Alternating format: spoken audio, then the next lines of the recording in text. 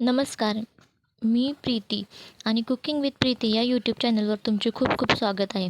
चला मग अगदी अगदी भट्टीसारखे खारे शेंगदाणे घरच्या घरी कसे बनवायचे ते पाहणार आहोत.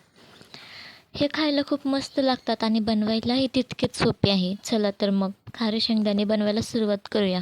आपल्याला खारे शेंगदाणे बनवण्यासाठी याप्रमाणे मोठे मोठे शेंगदाणे घ्यायचे आहेत. जर नसेल तर तुम्ही आकाराने छोटे शेंगदाणेही वापरू शकता. हे बघा, मी इथे पाणी गरम करून घेतले आहे.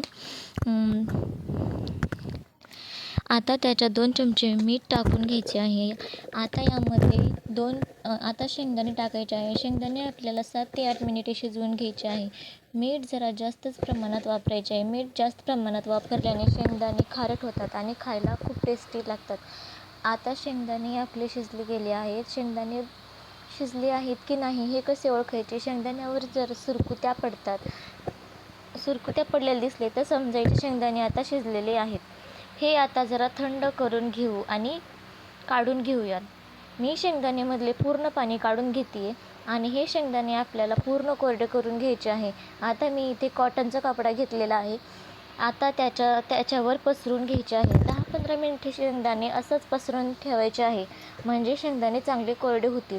पसरून ठेवल्याने ते चांगले कोरडे होतील. शेंगदाणे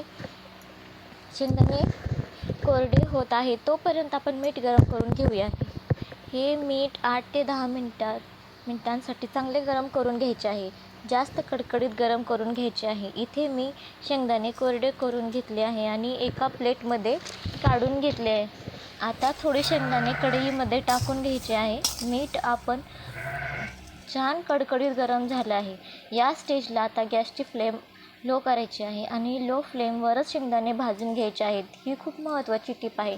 शेंगदाणे आपल्याला लो फ्लेमवरच भाजायचे आहे. शेंगदाणे भाजण्यासाठी 7 ते 8 मिनिटे लागतात जवळपास. हे पहा, शेंगदाणे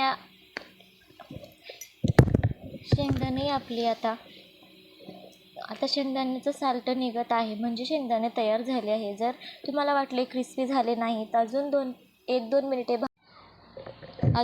मिनिटे भाजून घेऊ शकता. हे शेंगदाणे आता आपल्याला काढून घ्यायचे आहेत. आता राहिलेले शेंगदाणे पण याच मेथडने भाजून घ्यायचे आहेत. आता याप्रमाणे मी सारे शेंगदाणे भाजून घेतले आहे. खायला खूप टेस्टी लागते. व्हिडिओ आवडला असेल तर कुकिंग विथ प्रीती या यूट्यूब चॅनलला सबस्क्राईब करायला विसरू नका आणि हा